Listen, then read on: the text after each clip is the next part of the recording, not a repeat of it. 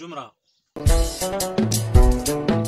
واش بولدوك ومرحبا بكم في فيديو جديد. باللي كتقرط الدجاجه كيوقع صداع على البطاط او البيضات، ودابا نشوفوا كيفاش نفرقوا بيناتهم ونحضنوا الدجاج بالطريقه التقليديه الجبليه. نهزوا البانيو ونمشيو للفريشه ونعمروه بالفريش، حيت دابا فصل الصيف وضروري يكونوا بطاط في التراب باش ما يخيضوش وتكون النتيجه مزيانه. دابا نفرقوا هاد الدجاج هادو، واحد جوج دجاجات يعني كانوا كيبيضوا في بلاصه واحده، ودابا قراطوا بجوج بيهم وبداو يطيروا فيها على البطاط شكون يدي ديك المكان. ودابا جيت انا نفرق بيناتهم ونعطيهم حقهم ونقسم البطاط بيناتهم. كما كتشوفوا هاد البطاط هادو ماشي دجاج، في الاخر الفيديو غتعرفوا هاد البطاط هادو ديالاش ماشي دجاج.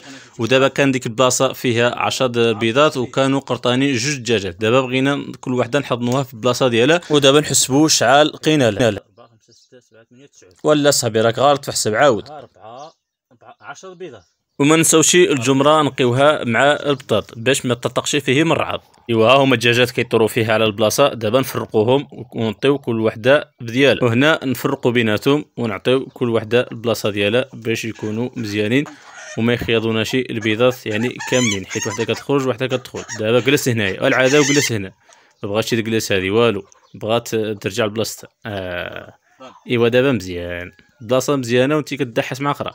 ها دابا مزيان كل وحده بلاصتها. فين مشى انت؟ لا والو، هذه ما بغاتش هاد البلاصه، هذه بغات ترجع لاخرى، ما بغاش يطلق منها. المهم اغنن، ولكن غنمشيو نضطروا نفرقوا بيناتهم بالبرده عادي.